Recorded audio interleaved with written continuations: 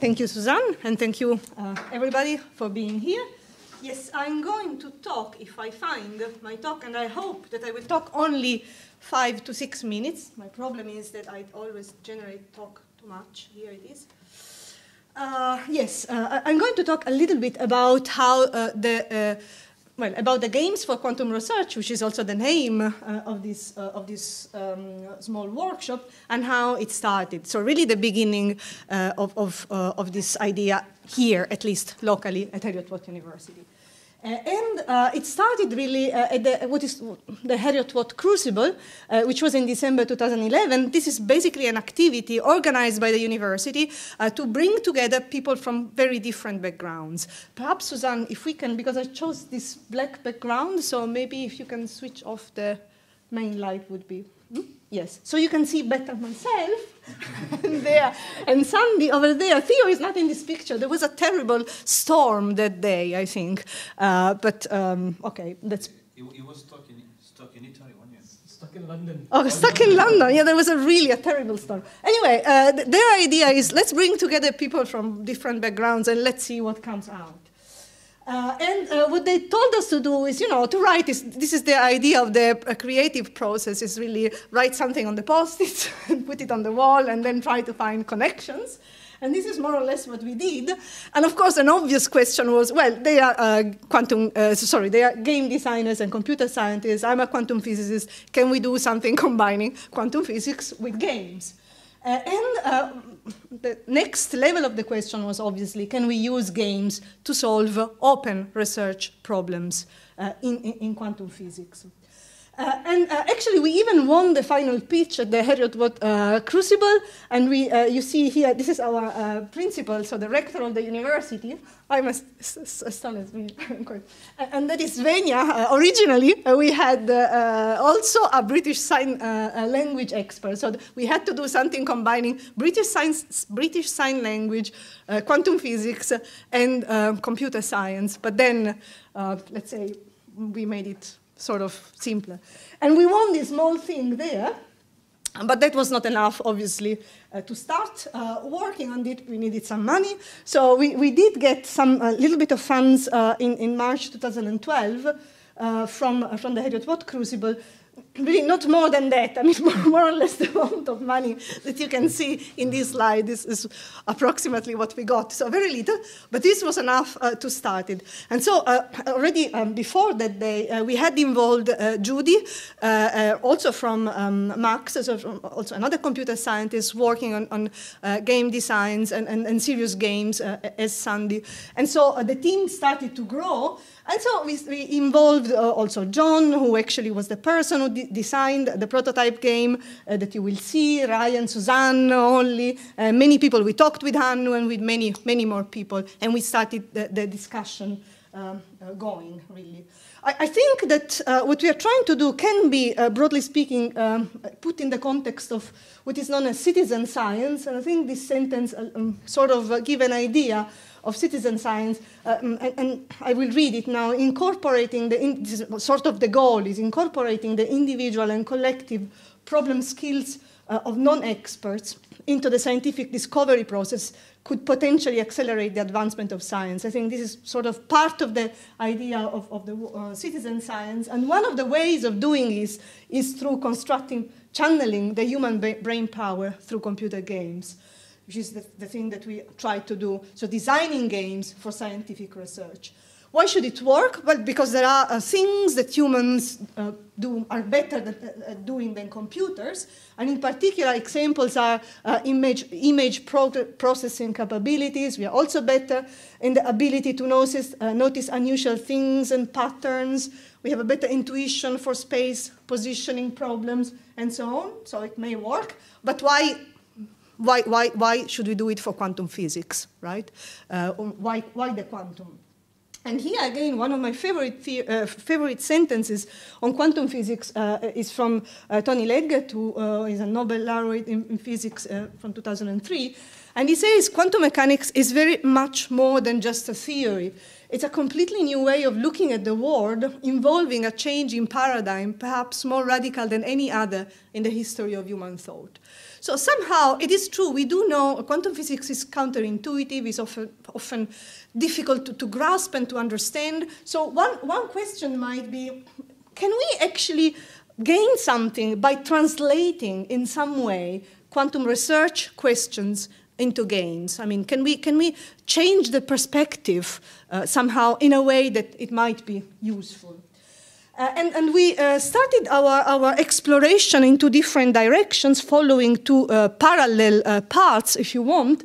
The first one is really asking sort of big questions, like which type of fundamental, unanswered questions in quantum physics could be appropriate for gamification. So this is a big question, and we need to discuss and brainstorm about this. And the second way that we followed was the development of a simple prototype for a simple open research problem. And we learned through, we hope to learn through following both ways. And of course, today we want both to brainstorm about the main big question and to present the first prototypes, not only those that we have developed, but also those that our colleagues in Denmark have developed in their centers, which is really devoted to this type of solving this type of problems. So the prototype, I will say very few words on the prototype we have developed, and actually on the physical idea behind it, because then the computer scientists will demonstrate it, Sandy and Judy and Ryan, I think.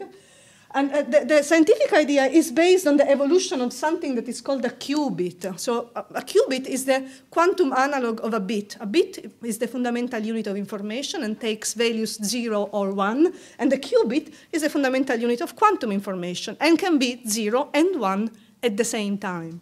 So the physics behind the qubit and the physics that we want to study through the game is the time evolution of the qubit. So it's dynamics. We have a mathematical equation which describes past, present, and future, if you want, of this object, the qubit, when it interacts with very complicated environment. And we want to, well, this mathematical equation can be solved, but its solution is not always physical. It means that it's not always allowed by the laws of nature, really. It doesn't always describe a real physical situation. And so therefore, we want to tackle this problem. And the reason why we choose this system is because it can be visualized in space. And we say that human beings are good at solving problems in space, in real space. And so we started to develop a game in this direction. And Sandy and Judy will talk more about this. And later on, also, Olli and Suzanne, Olli has been working on trying to understand the data which comes from the game and from the players. So that's all. And I thank you for your attention. And I now give the word to Sandy and Judy, or Sandy only and Judy. I don't know how you decided to organize this. Exactly. Thank you. Right, okay. So I'm going to try to explain where we came from and what we've done. I guess anyone born after the 1990s got no idea who MacGyver is. MacGyver was an icon, an idol of mine when I was younger. Basically did a lot of things with not very much, and he made some interesting things. That's what we try to do, trying to understand various aspects of things and put them together and do something interesting if we could. So quite a few people actually ended up working on this project. So Sabrina was talking about Scottish Crucible, that's how it started, but once we got the ball rolling a little bit, we had more and more people got involved. So I worked on a project with Judy, we worked on this project, and Theo worked on this as well. So we're sort of like working with Sabrina and a group at the time to try to put together a funding proposal for Heriot-Watt that would make sense and try to encompass our ideas all together, which was interesting. John Truesdale worked on actually developing the prototype, and Ryan was down there. is actually currently taking the game and redesigning it from a more playful perspective. So at the moment what we've got there is a prototype. Theo is not part of the Digital Story Lab or Max, so he's part of the mechanical engineering department in Heriot-Watt. So I'm going to present it, and if you think you want to say something, please say it, interrupt me, and add things onto it. So we did start with Scottish Crucible. We got some internal funding in March, and basically that gave us 4 months worth of development and 4 months worth of effort in the summer to try to develop a prototype for it. And of those 4 months, we probably just code for about 3 weeks or a month. So the rest of the time was to actually try to get that dialogue and try to get people to talk to each other. So I got the same picture. I went to the press release. I've got the same one. So the aim for us there were several aims there. So Sabrina was talking about the sort of like physics aspects of it. We had different aims as well.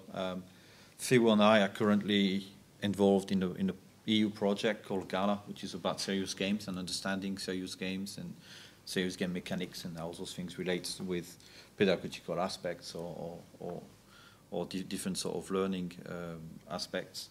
So we had some background there we wanted to put together.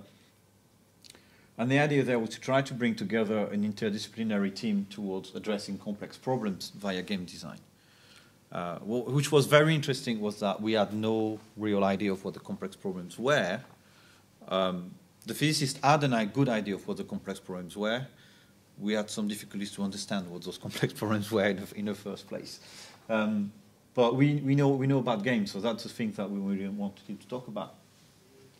And from an HCI perspective and sort of like a design perspective, what we're really interested there, we try to conceptualize the notion of game design for research. I mean, there are several high-profile examples of games that have been developed for research purposes, and we would like to actually start to look into those things and try to take it further, or try to document it maybe a bit better, try to work towards some methodology and learn from those things. So really the goal for us really was to try to have a go at it, right?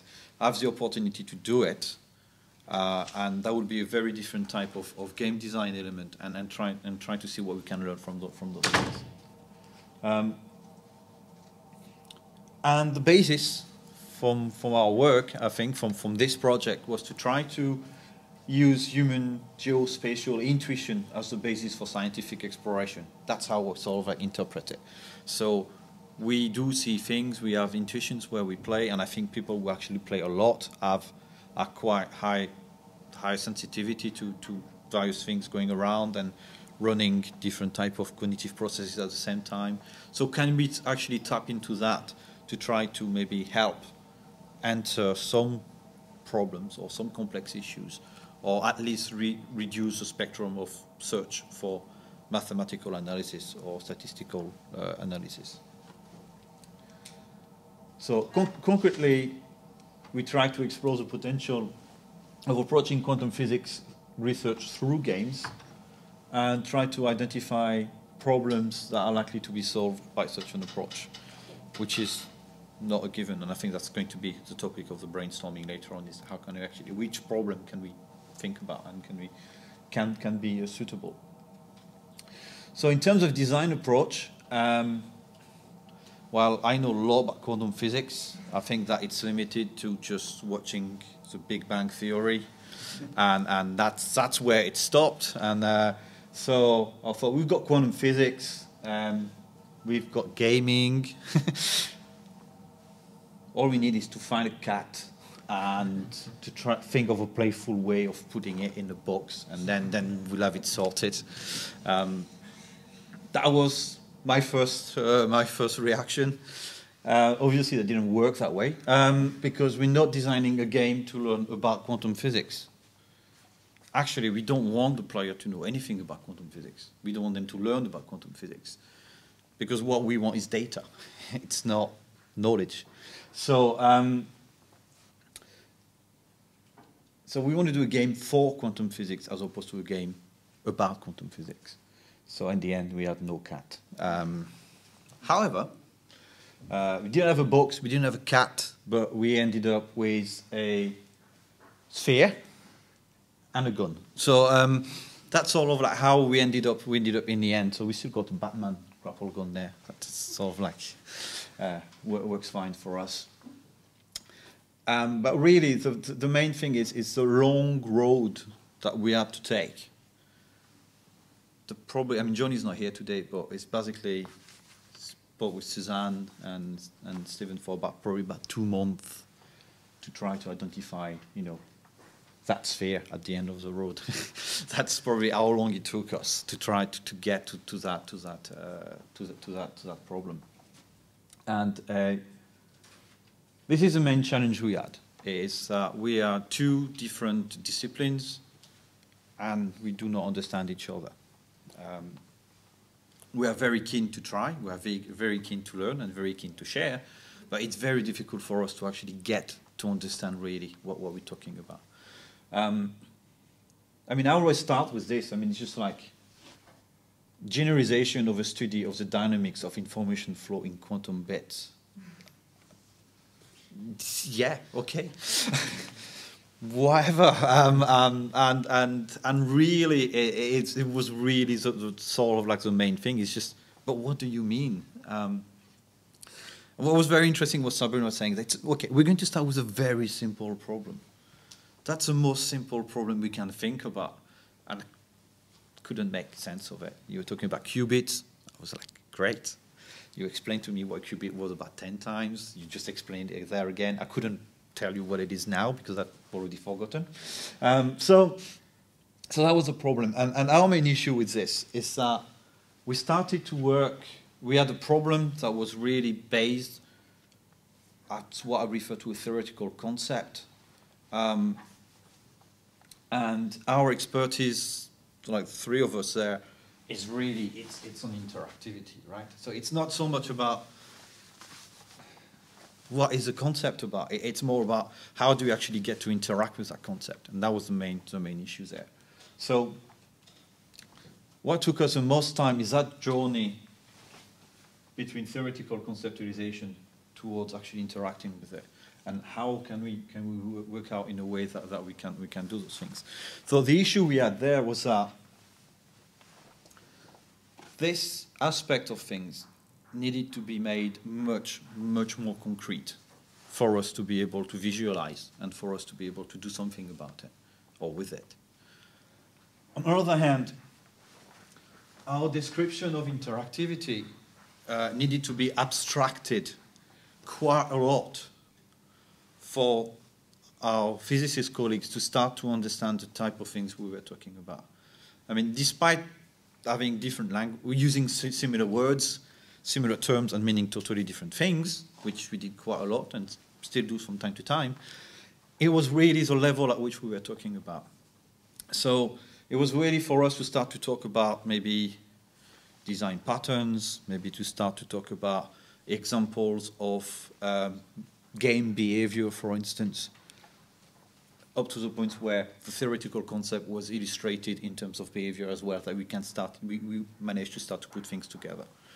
Before that, it was really, really difficult because we had a fairly limited, I think it's fair to say, understanding of mathematics and physics. We could not illustrate this, see the representation by ourselves, and because you guys did not play games, we couldn't use... You don't play. Actually, Stevenson were really helpful as sort of like bridging the gaps. But we couldn't refer to games so much, or even game culture, to try to illustrate some of our aspects because the references were not there. So our main challenge really was to try to work and translate core concept to real things, with people from different backgrounds, and that was really the key. So at the end of the day, whatever way we're looking into it, the concept, all those things, it didn't really matter. The only thing we had to think about was fun, right? And that had to be the outcome of the project, whichever information we were going to get. So I sort of like put together the sort of like discussions we had and tried to summarize it in a way. So we started there. We came and said, hey, what do we do then? What is that simple problem? And we'll have this generation of a study of the dynamics of information flow in quantum bits. That's sort of like our reaction was a bit, okay, right? What do you mean? And then what was important that it was that explanation. So yes, we can explain. And I remember the second meeting or the first meeting, at some point Sabrina started to draw equations on the whiteboard. And that's when we would say, stop, this is not going to work, right? But in that explanation, where we probably did not get about 95% of what was explained, we noticed there was a sphere there. They said, hey, did you draw a sphere? Is that important? What do you do with that sphere? What's the problem with the sphere? And once we got onto this simple thing, we could actually start to draw something. I mean, before that, at some point you were talking about 15 dimensions and things like this, and it was just like, I could not even imagine what that meant, right? But I could see what a sphere could do, and I could see how we can actually start to use that from game design, and you can play games with this. So the question then there was, how do we build it? And we had lots of ideas on how to build it. So we started talking about game engine, we started to talk about frameworks, we started to talk about various SDK we could use, we could start to put things together, and very quickly, again, I think in that time around, we lost people in what we wanted to do. And I remember a moment where we started to sort of like describe it as a bit as Legos, and we've got different components, we put them on top, and we assemble them together, and I think that's how we got it working in the end. I remember John trying frantically to explain what his framework was doing and how he was integrating physics and how those. And in the end, we just said, right, think of Legos. This is the basis. This is where we put things, and that's how we got that thing going. But what was interesting there is that we got to a point where we needed to provide each other's knowledge, but we need to find a balance between how much knowledge we provided without actually slowing down or impacting the ability for the project to grow. So too much physics informations would go to a point that actually start to get in the way of the development, and probably too much technical game development details will start to get in the way of how we move forward there.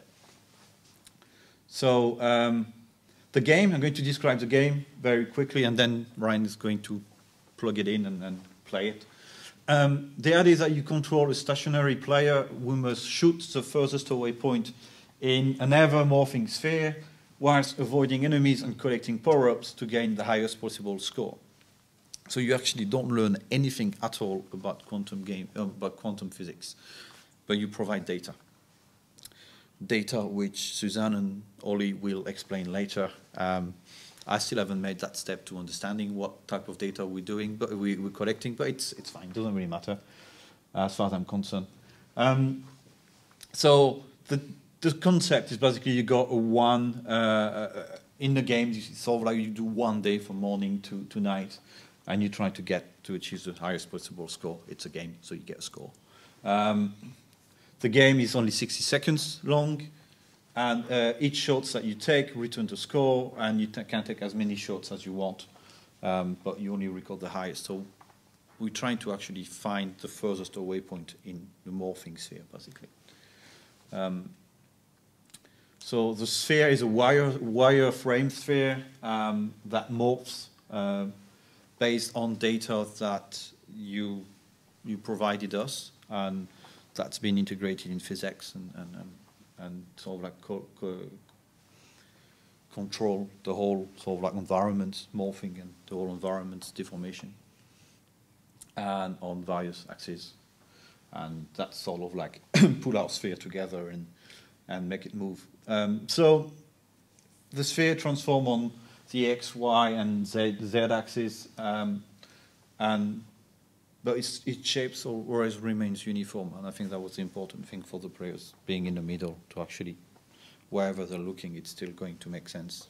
It's not going to be something back in the back of the head, for instance, they won't be able to see. And that's sort of like type of deformation that we could have in the game itself. So the data that we're putting in, there were 20-second chunks of data. So for a minute-long game, it would be repeated 3 times. And that would sort of like deform our game environment. And the data out is the length of the line between the player and the edge of the sphere they hit. So the player is in the middle, and from being in the middle, you can always identify the furthest point away. Now, what was interesting with this was that what we first got with developing the game was a game that was really not fun. That was probably physically accurate, that was doing what it was supposed to do, but there was no real challenge, and I think that was the case. There was no challenge in there, right? I mean, if you want people to play a game and get into the game, you've always got this balance to strike between challenge and you know, the actual quality of the player. So ability and challenge needs to be balanced. In that case, the game was just not difficult enough, and everybody had super high abilities because it wasn't very complex, and the challenge wasn't really there. So we had to try to make it complex, a bit more complex, a bit more playful, and that's what John was doing in the summer for that first prototype, and sort of like introduced enemies, block-ups, and power-ups, and so the role of some of the enemies is to try to obstruct your view a little bit, or to try to distract you, and do various things like this. Do you want to demo the game? Yeah. So, and we can talk about the game with the game, so you can try afterwards. So basically, the game was very simple, and the prototype itself needs refinement, right? We need to probably do the whole aesthetics of it, rethink a little bit the game aspects, sort of like gamification of the whole thing together. And Ryan is currently working on this. He's just conducted a user survey where he had plenty of people trying to play the games and some questionnaires trying to see which aspects of the games can be improved and sort of like tweaked, but that's all based on the gameplay. It's not based on the actual data we're collecting. It's all based on how fun it is. So we wanted to have a game that was fairly short, a minute-long game that you can play very quickly, that you can master very quickly, and the idea is that the quicker you can master the game and play the game, the more data you can actually collect and get to the physicist quickly. So the game, you'll be able to see the game afterwards. So just to conclude, what we are really trying to do there is this is the first step. We require more work. We need to redesign the game a little bit. There might be some indication that maybe 2D might be more appropriate than 3D. So the next step for us is, can we really take this approach to more complex problems of the same type? Right. We cannot answer this because we don't know how you can take more complex problems and simplify them, so port them toward this, but that is definitely one area that we're looking into. And from an HCI perspective, what's very interesting there for us is, can we develop a methodology that's going to allow us to capture multidisciplinary, the essence of multidisciplinary research, being able to actually get some concrete representation of problems in other fields and relate those things to known game mechanics, known game design patterns, known approaches for games, for instance. So that's sort of like where we are at the moment, and we're going to be talking later on this afternoon, and that's the type of answers we're looking for, or at least research avenues we're looking into. Do you want to add anything? No, I think I would rather wait until Suzanne and Ali have spoken more about the game and then maybe comment on that this time. Okay, cool. That's how you... Hello there, I'm Oliver. I'm Sabrina's master's student this year. And basically I'm just going to kind of, as you've already heard, we've got this game that produces data, but what does that really mean to us as researchers? The focus of my dissertation project has been to take the data and make it mean something to us as researchers, basically to try and interpret it in a physically meaningful way. So, I mean, as you can see here, we've got this lovely flowchart which outlines my analysis scheme. Basically, I'm just going to kind of give you the whistle-stop tour of the data analysis. So, as you already heard, we've got this representation in the game of the block sphere, and the model we're using as the test level for the game is in fact this. Well, these are the solutions to it. It's a z-axis solution, which is antipodal, and an equatorial band. And the data we get out of the game gives us the vector of each shot, the score that they achieved. The score itself is proportional to the amount of information flowback, or to the regrowth from the previous minimum of the surface of the block sphere, which we interpret as information flowback, a physical phenomenon. So the score is our mark of a good shot, as it were. So what we do is we take the shots that all the players have made, all the highest scoring ones, and as with any data analysis project, the first step is really to clean and refine the data. So we rank it by score, or sort it by score, and then we refine it and plot it as quiver plots, which basically we recreate the shots that the players made from the center of the sphere outwards, and we rescale each shot by its score so that we can then try and visually identify very high scoring shots, because we see a long line coming from the center. But also we're more specifically looking for groupings of player shots, because one of the big advantages of gamification of research problems is the amount of data you're able to get and the kind of collective intuition of your players. So really we're looking for a point or an area of the block sphere that the players have identified collectively, that they're kind of converging towards. So what we see here is one of the quiver plots I mentioned.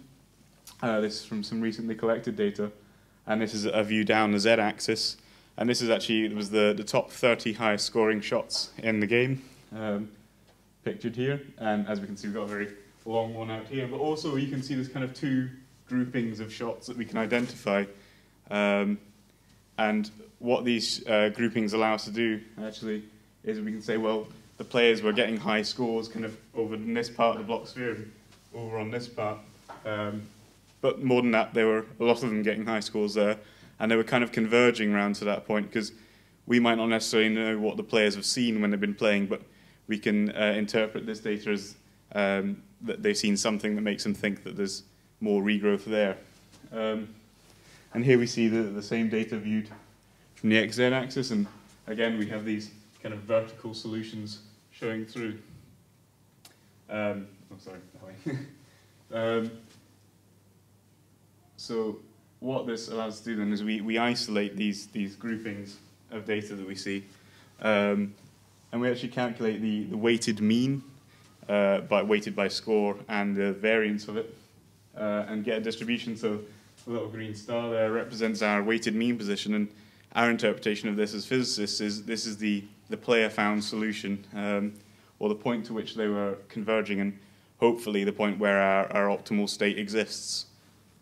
And we calculate the variance so that we can actually assign a search area about the player solution, because obviously we still have to comb this area to find, like, mathematically to compute that it is the actual solution. But ordinarily, if we were just trying to do this from scratch, we'd be searching the entire block sphere, which is very computationally challenging. So our hope with this is that the players will be able to visually identify a solution for us, and then give us a reduced search area to identify the exact solution numerically.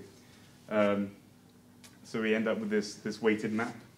And as I say, this allows us to identify a search area, but also to assign a distribution that, in the case where we have known solutions, actually allows us to compare the player data with that of the known solution distribution in a way that tells us the amount of overlap between the two.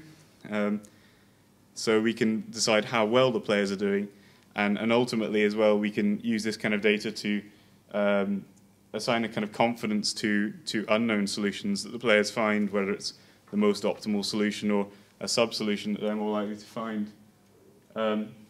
So from the data that we have gathered so far, we've identified some improvements as well, perhaps, that can be made. So one of the problems we're getting is that as you saw from the Quiver plots, the players generally go towards the equatorial solutions a lot more than the z-axis solutions.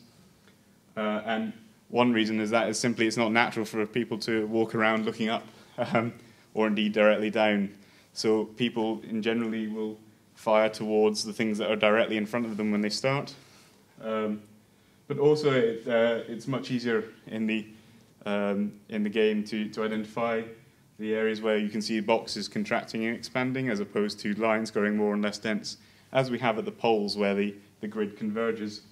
But one possible solution to this is to simply rotate the axes of the model each time for each different player, so that the z-axis solutions or the solutions are randomly orientated in the sphere.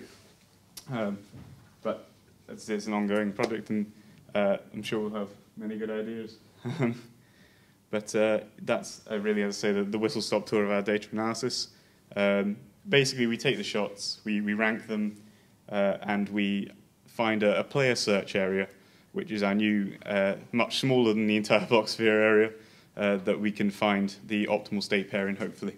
So thank you very much, and I guess I'll pass back to Suzanne now.